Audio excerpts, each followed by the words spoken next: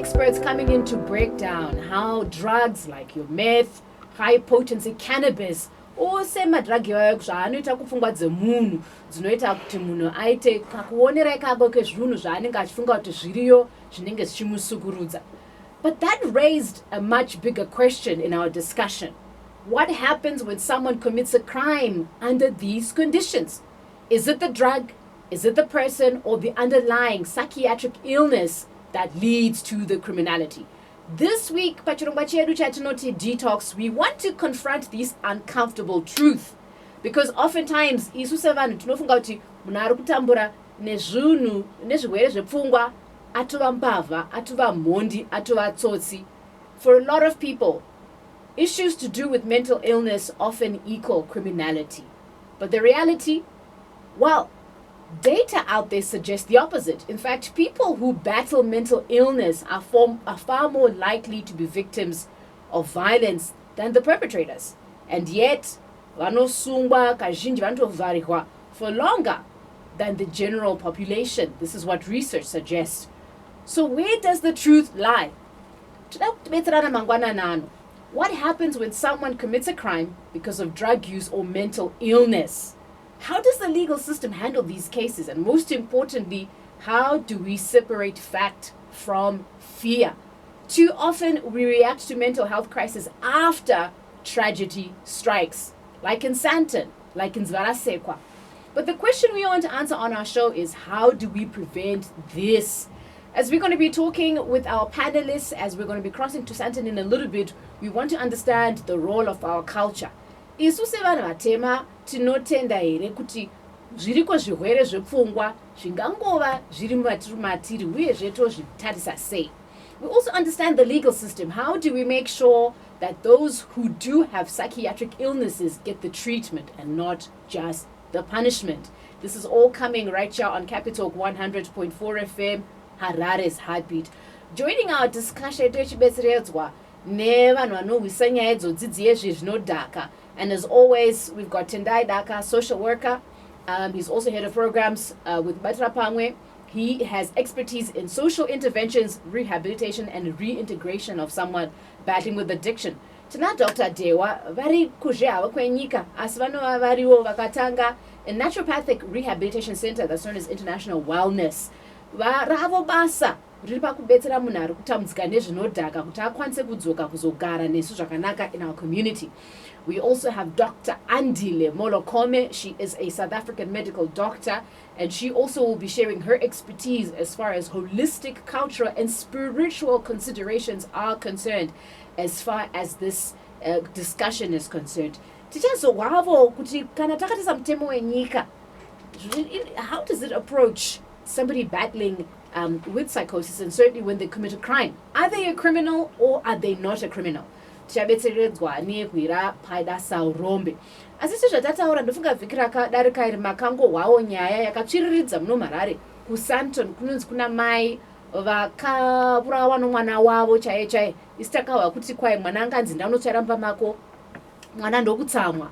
Zvikai vamwe vanoti akatogwa nebhemba, vamwe vakati macheti. Tina kunyatsorwisa nyaya yacho yakafamba sei kusvika pekuti mwana akaponda mai vake. Tinotohwa kuti mai vacho vanenge vakatovigwa here musi unoyu. Shuwa zviri kuitika here kana tiri paNollywood? We're going to be asking these questions as we are going to be going all the way to Santon to try and get the information as far as this is concerned. Parunare pedu titori navo mugari vemuSanton vakanga varipo pazvakaitika vakati aiwa nhasi vombotifambisawo kuti chii chakaitika maererano nenyaya iyi. Mangwanani mugari wekuSanton makadiko?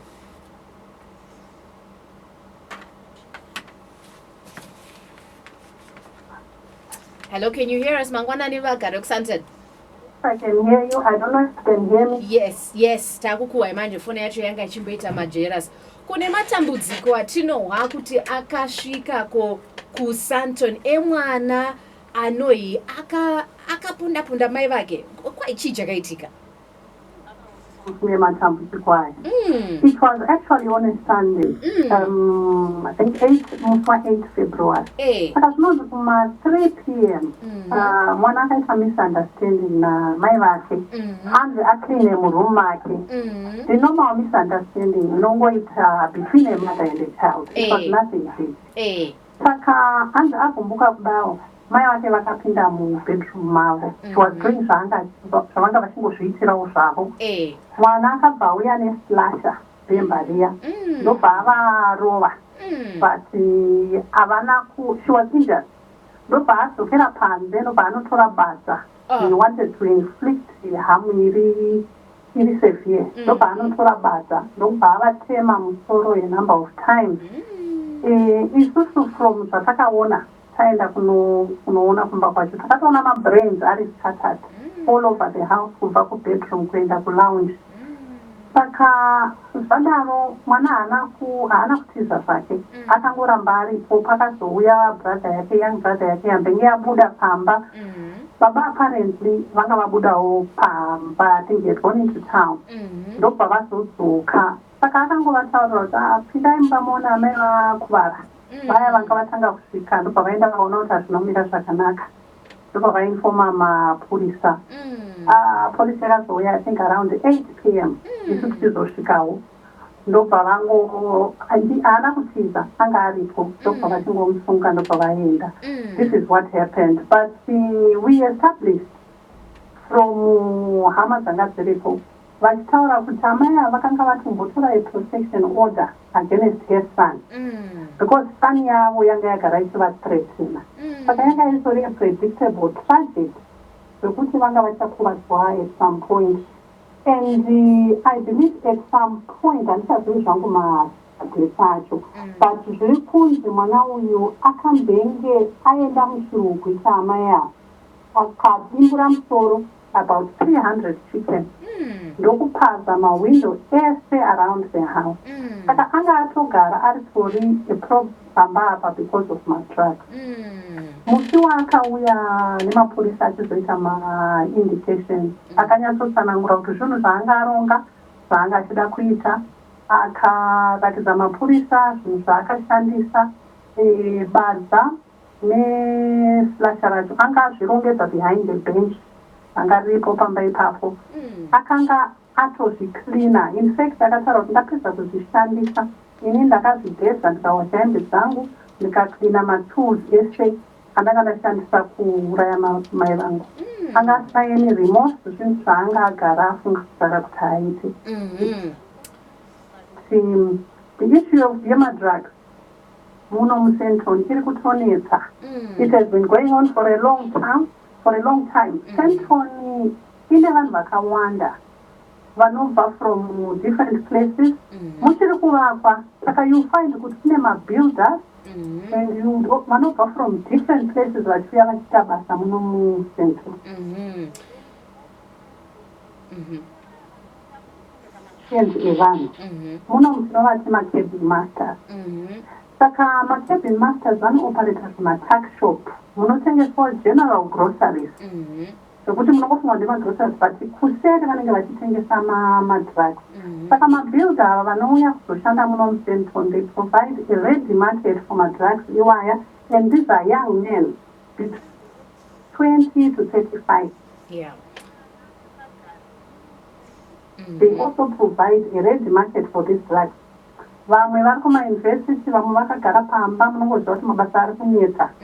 Saka vanongoenda vachinotenga madrugs mumashops iwawo.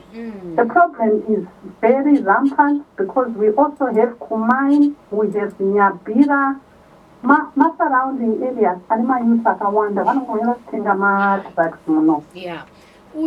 Uyu wedu wekuzoponda mai naye mugari wedu wekuSanton zviri kufungidzirwa kuti wakanga wakatora chiko unotorei mwana uyu? From vanhu vavari kutaura vachingoti mutoriro, but you know it's the neighbors we cannot confirm kuti hatina kumuona achitora mutoriro iwoyo. Saka mai pavakaita SOS yavo vachitotaura kuti ndoda kutora peace order, vaiudzani ende vaizvirondedzera sei kuti ndoda peace order kumwana wangu wadii? there's very little information, but tinogoziva kuti vakanotsvaka protection order. Madetails acho kuti tinyatsoziva hatinyatsozivi, but it was around the time iyoyo yakanga dimbura mususe huku yese nekupaza mawindo yese. Zvino mate uno chinun'una chaivepo ndo chakazosvika chikaona kuti mbamna kumira mushe. Icho chinun'una icho chichi chinoti kudii pamusaka pamukoma vacho. Unotendavo here kuti aiwa pane zvavava ngachimwa kana zvavava vachitora mukoma zvinoita kuti vasaita kwazvo kudai? Ini ndakambotaura naye zvangu munin'ina wacho. Anongosuspectawo kuti vake vaitora madrugs. But kuti ave so sure kuti vaitora chii, he is not so sure. But anongoti behavior yavaita taingonzwa kuti vari kutora madrugs.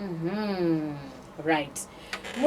Muripo parunhare mugaro wedu wekuSanten tine vanhu vatinavo vanoshanda nenyaya idzodzidzi dzezvinodhaka. Tida kuramba tichifamba navo tinyatsorwisa nyaya idzi kuti zvombonyatsofamba sei.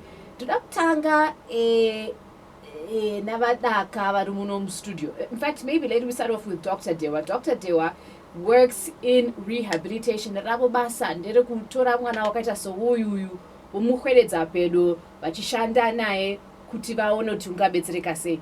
Doc, last week you and Dr. Molokome were at pains to try and explain to us what psychosis is, particularly when it now is co-joined with substances. And you said psychosis is a state where someone's thinking is no longer the same because in this case of the drugs that they're taking, crystal meth, high potent cannabis, LSD and other drugs, such that they start to see things that don't exist. In some cases, they're hallucinating. Sometimes they think they're invincible. In some cases, they're unsettled. They think someone is after them.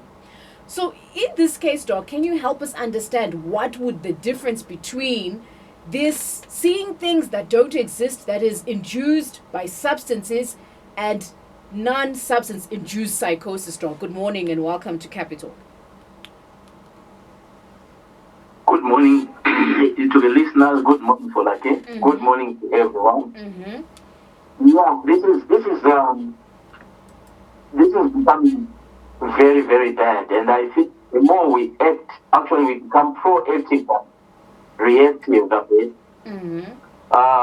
Clearly, we need some kind of education as a community that will help us to have what we call early detection of such conditions, because if you find them now seeking a disorder against a child, what it means is the child is control.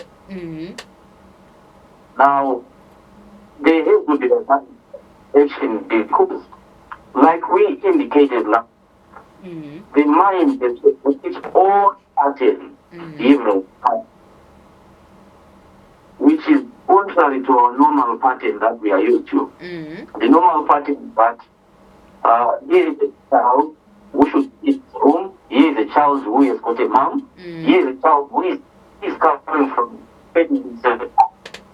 which has got his own rules and regulations at home. But now that this child is no longer with us in the mind, what it then means, the child, whatever is given, there's in the name there's a clear emotional dysregulation. There's clear mindset dysregulation. What they see as normal is not normal. What they see, we're saying this is his mother.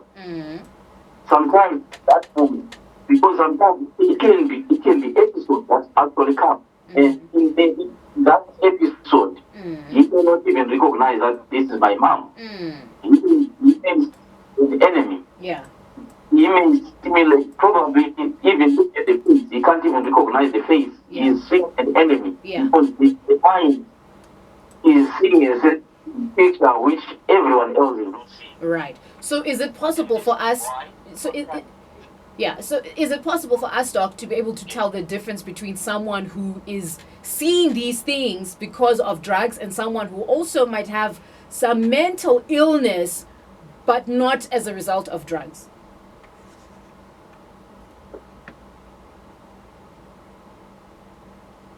clinically, it is impossible because the same symptoms may precede. It can be one form of it. Right. But however, there is history concerning individual, which probably will be aware of. Let's take this is why I'm saying education is very important. We have a son who from childhood has had a consistent behavior pattern. And any sudden change needs there's need for investigation. Now, we have got to isolate this. If it is done with a rehabilitation center, if it is a generic and psychiatric case, there's relevant institution that will do that. Yeah. Right from the beginning. Because if we keep them in the house, we definitely we don't know what's going to happen next. Got you. It's Capital 100.4 FM Harare Zabi. Tiri kuzeya nyaya ndofungadza muri kungoona dziri kutsviriridza muno muHarare dzevana vanopedza vabhinya vana mai vavo kana kuvatema-tema seuyo watehwa akatema mai nebhemba ndokuzonotsvaga badza kunyatsoona kuti zvaaida kuita zvanyatsoitika. Zviri kufungidzwa kuti uyu mwana uyu sevamwe vaturiko hwavo vane zvavanenge vachitora zvinozoita kuti vapedzere vakuona zvisizvo kusvika pekuti vonouya voponda-ponda vanhu vavanoda vavanogara navo. And in most cases it seems as if by the time they murder or harm their loved ones, in these cases their moms, there would have been other incidences prior to that or warnings that suggest that indeed this child, this person can be potentially dangerous, albeit commit a crime or an act that may not be reversible, in some cases very tragic. Let's talk to Tendai, our social worker. Now, Vanaka, from your experience, tawa tichiudzwa kusanten kuti mwana uyu akato cleana banga sere chingwa munoza kana tacheka chingwa zviya kutorigeza nekuti wachanhumbidza anga akapfeka paakapunda mai vake zvikaya achitaura hambotovoni kuti chii chaaita kuna mai vake kuti mai ava kuchina tichazotike zvine a week later is he still feeling the same way. But from your experience in this moment, how does law enforcement respond when someone in a psychotic state commits a crime? All right, thank you for that. So basically, in Zimbabwe, my cases are not the law, are now additions from Temo. So we have the criminal law codification and reform in my provisions. I know it all, and my announcements. I know it are set out in regards to violation of the laws. Then we have the Criminal Procedure and Evidence Act, especially with Section 100 and let me try to verify that. That's Section 199, 92, under Part 2 inotaura izvozvo kuti tikaona kuti munhu akomita an act of crime ari not of a sound mind, in this case ndekutaura nezvemwana uyu tikuona kuti pfungwa hadzisisina kumira mushe. The person has to be dealt with regards to the provisions that are set out in the Mental Health Act. Saka Mental Health Act inotaura izvo kuti kana pachinge paonekwa kuti paparwa mhaka ende munhu apara mhaka uyu tiri kuona sekuti pfungwa dzake dzinenge dzisina kumira zvakanaka, the person is not of sound mind, either mental health disorders or kutaura kuti munhu uyu ari engaged in excessive drinking or substance and drug use. Mutemo unoti kana achinge asungwa panofana kuitwa ma-evaluations. Ma-evaluations iwawo anoitwa ne2 medical practitioners. Kana pakashayikwa 2 medical practitioners, the other second practitioner can be a psychiatric nurse, kana kuti social worker. Because we're trying to establish what here? Exactly. The reason that toda ku-establish ndezvekuona kuti munhu uyu apara mhaka, was he of the sound mind, munhu akanganisika njere here, uye ari kuzviziva here kuti mabasa aaitaya anga achagumisira pakukwadza munhu kana kuti anga achiziva here kuti mhosva yaapara iyi, what are the consequences are behind. In this regards, tikatasa munhu uyu, obviously it's not a comprehensive psychiatric evaluation, but rungopo in analysis. Munhu uyu uchitotaura naye munhu asina kana remorse, munhu acleaner, one would say kuti munhu anga achiziva kuti how to dispose of the evidence from another layman's lens. However, sekutaura kunoita Dr. Deo kuti mind yemunhu anenge ari in psychosis migrate to a different world. Pamwe atopinda muworld yekuona kunge atori a villain wekuti they can get away with murder. You start to tap in from the experiences or the knowledge anongo chiziva kuti kana munhu akapara mhosva movies, how do they get rid of the evidence? However, that person evidently is not of the sound mind. Munhu atorione a psychiatric condition yada kuti abatsirikana. But manje kana achitaura nemuromo wake wekutanga last week nyasha akaitotaura kuti ndavauraya ndingatsomauraya achiyatsobvunzwa kuti saka uri kutozotouraya mai achitotenda uyu tiri kutorwa kutoti akatoona kutoti bhemba harisi kugona zvandiri kuda kuita ndokunotsvakazve ndokutodudzira isi zvatiri kuhwa kubva kusanten kuti iye pachake akanga atori netarisiro yokuuraya mai. So how then do we tell that this is just a criminal mind on its own met with a psychiatric illness versus a psychiatric illness that has led to crime? I think from this one we could send on some developments prior to the murder. Anotipama indications that anga akanganisika. One, the person has a history of substance and drug use. Two, mwana uyu was involved in an act yangari very unusual, it is very questionable. From that moment, and one, it is a crime. Two, that one is liable for a psychiatric evaluation. Yekuti munhu anopinda muchirugu ochikora huku 200 mutsipa as if you are a wild animal. And then mai otora peace order that avana rugare nemwana. Saka papato nema indications ekuti akatombothreatena mai. Mutemo unotaurawo kuti kana tikaona kuti munhu ava a danger to himself or other, either a parent or a relative or guardian anofana kuenda unosika inonzi a reception order ku high court yekuona kuti uyu munhu andiri kugarazana naye pfungwa dzakasina kumira mushe dai aongororwa kana kuti awana rubatsiro vanoenda unoti a reception order mwana uye otorwa nemapurisa kuenda unoona rubatsiro. Ndakuti tibodzokera kusenten chibotara nemugari wedu wekusenten makateerera zviri kutaurwa izvi munotenda here kuti mwana uyu was or is struggling with some sort of mental issue kana kuti semunhu wamakahwa kuda makatomuonavo achiratidza kana kusatombobhoikana ndisikazoti pakazovigwa mai ake akambozochemawo here mwana uyu?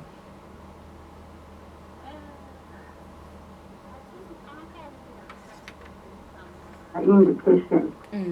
Panoratidza kunge there could be mental issues behind because toboti dai anga atora madrugs apa akatozouya 2 days later and one would have expected kuti anga achafila remorse kana kuchema kana kuvhunduka achiona vanhu vakaungana but zvakangoramba zviri normal ndo wanyatsoona kuti kana anga ane mutoriro waanga atora by then effect yayo vanga achifanira kunge yava less achirealiza. So inini zvangu I believe kuti pane ka mental illness kari kusendwa. Saka pakadeno mapurisa azobuya sevagari veko kudawo munavo vana munotasa mwana anofanwa kusunga kuvharirwa punishment here kana kuti anodei mwana uyu ndichikubvunza iwo semugari ari kuona zvinhu izvi zviri kuitika kwamuri kugara kuSandton? Inini ndinobhiliva kuti vana ava it's not punishment that they need. Chavanonida rehabilitation. Because zvinhu zvaitika under the influence of drugs or let's say mental illness.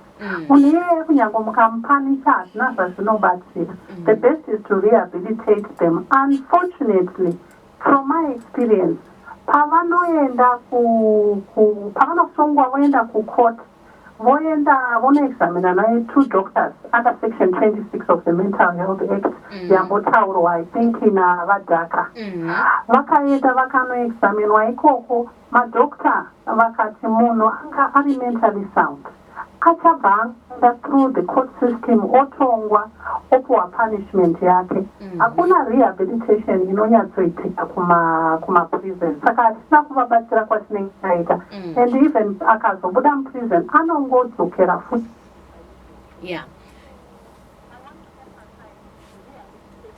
Yakatokosha kudarika punishment. Tinoda kuti tipatsike ipapo pamati mwana anoevaluatwa navanhu vaviri vonzi kwai zvinobvira izvozvo vadaka Dr. Dewa, as people who are dealing with these mental challenges, that someone who is facing psychiatric illness because of drugs can actually be passed as someone who is of sound mind? But Dr. Dewa, you can come through first, and I'll also ask Vadaka to also come in.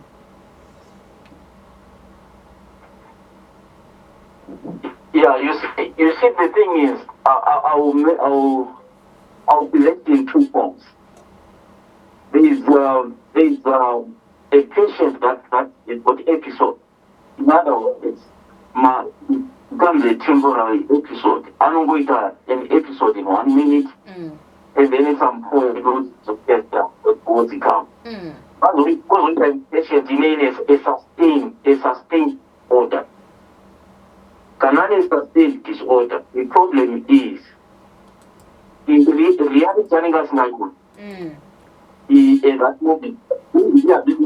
Sometimes the reality only comes into play probably after 2-3 months of rehabilitation. That's when now it dawns onto him. But after yeah. Asane gatombo processes that are actually yeah. So what you're saying, Doc, is it is So what you're saying, Doc, is it's possible for someone who is under psychosis induced by crystal meth, LSD, cannabis, to still sound as if they are of a sound mind. It is. Okay. That's why we have got users. We have two kinds of users, the functional and unfunctional users. In the functional user, someone can take LSD of work. It is normally as possible. But now when you get to the stage where you are non-functional, this is where now there is complete regulation of the level structure in one's life. Yeah. All right. I just want us to listen to thoughts that have also come from another lawyer, Paida Saurombe, and this is what he has to say, looking into where the law comes in a situation like this. As you're listening in, do you think someone who commits a crime, a violent crime due to a psychotic episode because of drugs, should be sent to prison or a psychiatric facility? 0719 100 404. This is what Paida had to say. A very important and very important discussion on the psychotic-induced crimes. When the law deals with psychotic-induced crimes, the first piece of legislation that applies is the Mental Health Act. When one is arrested and they have, in essence, pleaded that they committed the crime whilst induced by drugs, their capacity in terms of appreciating what they would have done, and when they committed such an act, they appreciated what they would have done, needs to be interrogated. So one needs to, first of all, undergo medical examination so that there's an appreciation whether they can be able to stand trial, and whether when they committed the certain crime city and they are capable of appreciating their trial, and they do not suffer from any mental health illness. So when you look at psychotic-induced crimes, we are actually looking at a mental illness. When we are looking at it, we are looking at the Mental Health Act. What we probably then have to look at is whether the Mental Health Act in itself is sufficient enough to be dealing with psychotic-induced crimes. And we also need to look at whether our system is sufficient enough to deal with psychotic crimes, because when one is assessed according to the Mental Health Act and an assessment is made, a report comes out to say the way in indeed under the influence of drugs and they cannot appreciate what they have actually done. Varaga, if you can quickly respond to your thoughts from what Paida is saying. He's asking, is our mental health act in itself apt to deal with mwanakata sewuyi wakapunda mai vake sanyasha wataka wafuti last week akabaya mai vavo muhuro because of substances? Do you feel as if our mental health act is in itself right now apt to address and rehabilitate vana vedu ava vanenge vauraya hama dzedu? All right, like any other act, the mental health act, itoriwo nemashortcomings ayo, but from zvainokwanisa kuaddressawo, I think itawo justice pama provisions ekuti sangoti munhu apara mhaka tongomhanya kungonomuvharira but tongataongorora kuti the person was of sound mind. However, all acts, they are only effective in as much as the resources and the institutions are also sufficient to respond to the provisions. And in this regard, when it comes to our public health institutions, especially psychiatric institutions, actually one challenges avo vakavharirwa ike zvino vanoratidza kuti kuda vari kunetsekana nefungwa, how are they being treated in prison as far as you know as a social worker? Of the appreciation yekuti in terms of medication, the same way inongoitwawo vanana annex nanavararo hospital vanoprovide with the medication and the different psychotherapies they report. Kana vazoonawo kuti the person are recover, are responda better, then vakumita take through the rehabilitation process that is not psychiatric just like any other prisoner. That is if they were convicted.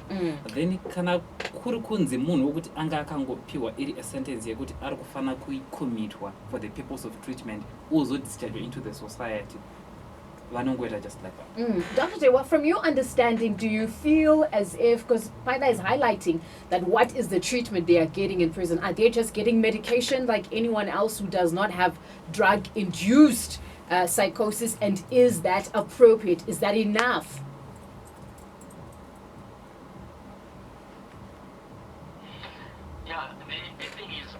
At the moment, this is a new kid on the block in terms of drug storage. It's been really intensified, and obviously we are not, as the Mental Health Act, ready for everyone. We are very regular mental health cases. Now the drug-induced ones, I don't think we are ready.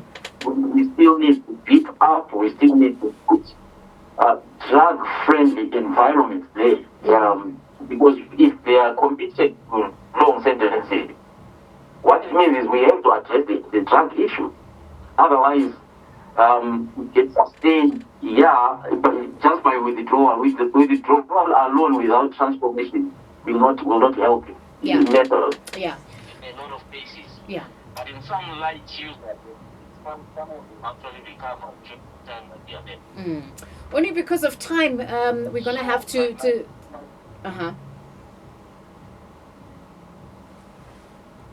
Okay. Only because of... My take is... Yes, Doc? We need to beef up the mental health act. Okay. All right. Yes, we still need to beef up the mental health act to cover including in the penal system. Got you. I want us to come back. Yes, we got you, Doc. We heard what you said, that we still need to beef up our Mental Health Act so that it can adequately answer to the challenges that we are seeing. I want us to go back to Santen quickly. Who has literally lost his wife and has lost a son.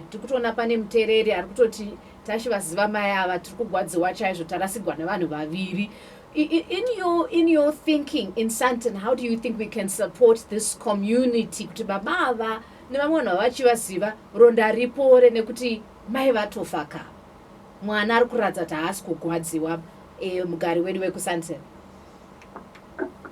Thank you for that. I think for starters, tanga tichifunga kuti boita an anti-drug campaign. Muno muSanton tichinclude ma neighboring areas, Vana Good Hope, Mount Upton, Mount Nyabira, tichienda takadaro. So we are actually planning to have a campaign preferably on the 8th of March, kana tichinge tapuwa permission nemanoma authorities. We are planning to have a campaign. Yeah. From ipapo tozoita strategize. Yeah. Yeah. But in the meantime, we are also appealing for assistance yekubatsira this family because as it is very traumatized. Yeah. Yes. I'm sorry to cut you only because of time. I want Dr. Daka, if you can answer that. How can we support this family? And also if you can give your contacts. And as Dr. Dewa, quickly as well, how we can reach you very quickly. But you can reach out to us on 072-379-751 for our telehealth psychosocial support service to Notinga Batiranas. Dr. Dewa, if you can quickly also give us your contact details because of time.